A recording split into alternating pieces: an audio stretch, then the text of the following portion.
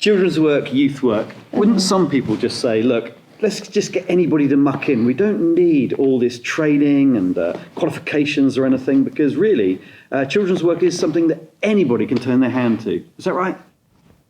I guess children's work is it's so important. We see in the Bible that God values every one of us, including children, and actually we're called to be faithful servants of God, so we're called to faithfully serve wherever he calls us.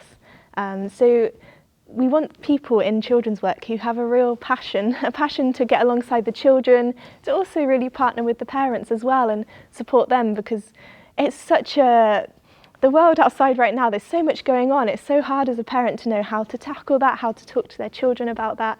So they as parents want people who care for their children, who have a passion, who are trained up, that they can really support their children and the families just to walk through life together, to tackle all these things that are coming at them that can sometimes feel so overwhelming.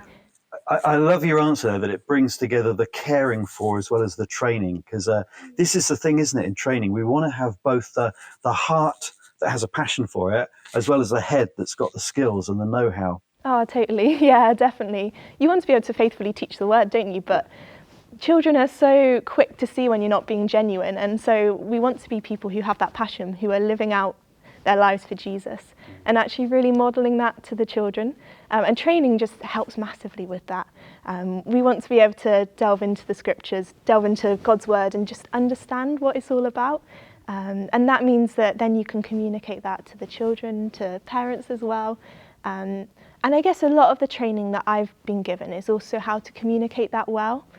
Because different ages understand different things.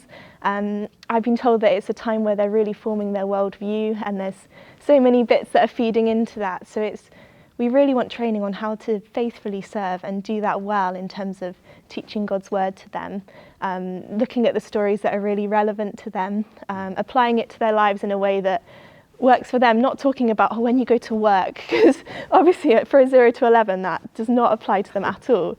So just thinking, right, what are they encountering in their lives right now? How can we apply this to their lives in a way that's faithful to what God's word is saying, but shows them that God's word is for them. Whatever age they are, God is there to be in a relationship with them and speak to them through the Bible. So yeah, lots of training, lots of bits to tie together, and so much to think about.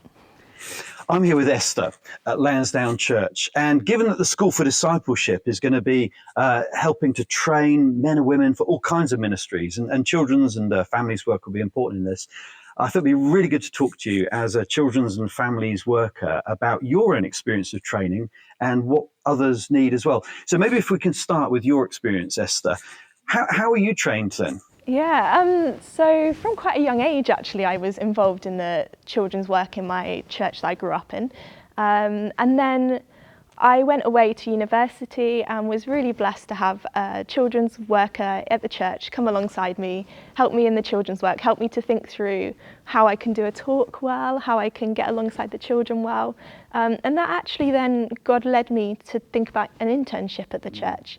And I had a passion for children and families work, and so that internship naturally was in children and families work, and I had a year alongside some really wonderful servants of God in that church who just really invested in me. They gave me time, they taught me theologically as well, and yeah, it was really wonderful. And then coming here, I've had so much more training again through an organisation called Growing Young Disciples, kind of weekly training in the academy in that way, and then a mentor who's come alongside me and helps me think through, right, this is all the great concepts, but how does this apply to Lansdowne here? What does it mean for the children's and families work here? So yeah, a mix of training, I guess. That's great that you're using the word intern there as well, because obviously at the heart of the School for Discipleship, we're thinking about interns here at Lansdowne. I mean, I was an intern after I graduated from uni. I was a kind of intern at a church in Canterbury for a year. And it was a little bit of everything, because I was feeling called to, pastoral ministry, but definitely youth and children's work. Because it's such a big deal in church life anyway, everybody's got to turn their hand to it to some extent. But let's think about the sort of specialism of youth and children and families. So for children's work, what do you think are some of the key areas that we need to train people in, the specific ones, to be equipped for children's and families' work? So I think teaching God's word well, that's a really important one. So that involves understanding, and also I think it's a real skill in terms of understanding God's word and then thinking, right, how do I communicate that to a 5-year-old, to a 10-year-old? What does it mean in their lives? What does it mean for the non-believer? What does it mean for the believing child who is continuing in faith? How can I disciple them as well? So that teaching is massive. I think also coming alongside parents is a real skill and something to be trained in terms of understanding what parents are facing and understanding what we as a church can do. I think it's really important, and I've been shown throughout my training where the church is in terms of discipling children, in that many children have their parents around, and the parents are able to disciple them and see them day by day and have such an influence in their lives. But then how do we as a church continue that? How do we work alongside parents, support them, train them up as well and help them? So that's quite a big area in terms of training. And final one, training up leaders is a big thing. So as we said at the beginning, training is important. So how, as a children's families worker, do you train up other leaders to faithfully serve as well? What I was almost going to interrupt you with, actually, that's really helpful with the last point you made as well. What I love in your answer there is how you've led it into how trainers train others. You know, it's a passing on of training. So I love the fact you're talking there about training families. So you're helping to pass on those skills that you've learned to others. Not that they become professionals in some area, but the skills are something we need to pass on, and training others within the church family. That's so important. So I think, I mean, you're absolutely right. It's that, not necessarily in a classroom, but it's in the living environment of a church where we really learn those skills best. Let me ask you, Esther, in terms of like some of the changes, you know, I know you're young, you've not been doing this for very long, but the world is constantly changing and you must have seen sort of changes. What do you think are some of the big challenges we're facing right now in children's and families' work? Yeah, so I think a massive one is the digital age, social media, AI as well. We might as well throw that one in. Children are growing up in such a different world to even what I grew up in. So it's a challenge in understanding that world, knowing what they're seeing as well, because having their own devices, some of them will have their own devices, so knowing what they're seeing, what they're taking in is a big challenge. I think there's a massive narrative about kind of understanding and agreeing with peers but struggling with authority, and so that's an interesting one in children's and families work, where you come in and you're teaching as an adult, but also just seeing that value of peer-to-peer discipleship, evangelism. How do we support children to go out and share their faith? How do we support them to go out and encourage one another? And that's something that we should have been doing all along, but particularly has been raised recently. But yeah, there's so many challenges, and I think the world is just constantly changing at the moment. The culture is constantly changing, so it's trying to keep up with that and be aware of it as someone who is a little bit older than the children, trying to keep up with what they're seeing, what they're encountering, just to try and understand what's shaping their world at the moment. That's so helpful. I've been reading a book by Jonathan Haidt just recently, non-Christian kind of commentator on culture, and he's describing the generation now in terms of the very early years growing up as being just anxious. You know, anxiety is the result of a lot of the social media use, and handling those issues of anxiety in young people. This is a very, I mean, there are issues here of, I guess, of like safeguarding as well, and all sorts of like legal policies too that come into it. GDPR, you know, that dread expression.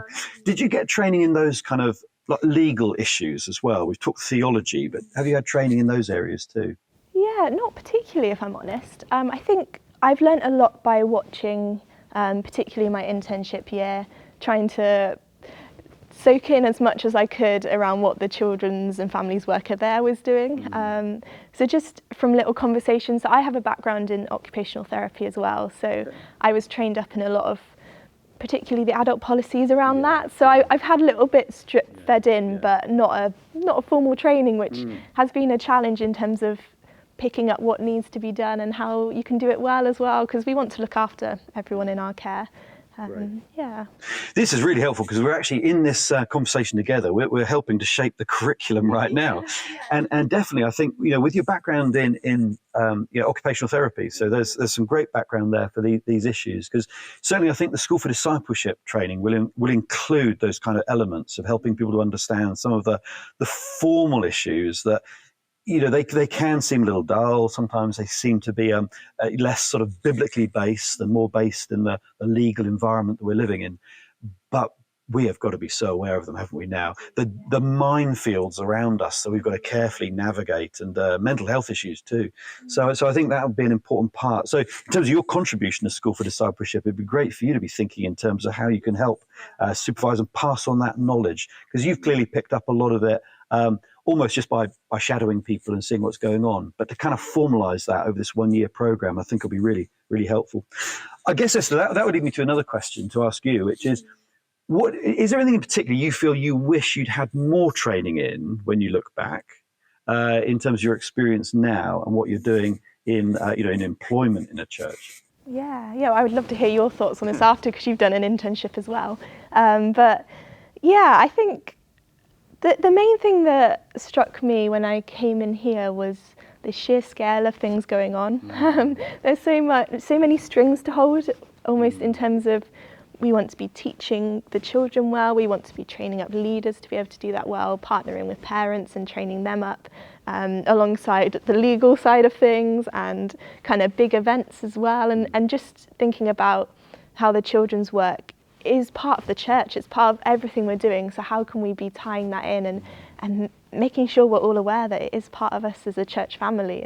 And so yeah, it's just, I think when I came into this job, obviously I was protected a lot in terms of working under someone in my last year as an internship. So this year, just learning so much more, how broad it is, how much is going on. Yeah. What about you and your internship? Yeah, and now it was quite an informal internship. So I served in a church in Canterbury for a year and got experience in various different things, but it wasn't part of a sort of formal program. So the teaching was much more a case of shadowing the pastor, really, and others who are working in the church. But it's a great experience for me. And I think the word discipleship is the word that you've used a number of times. That's so helpful, because this is what in secular terms they'd call lifelong learning, because that's what it is, really. It's lifelong learning. It's a sense that what you want from the internship is the kind of platform of kind of the basic idea of what it is you're called to do, and you see other people doing it. And the actual learning, I mean, let's make no false promises with School for Discipleship.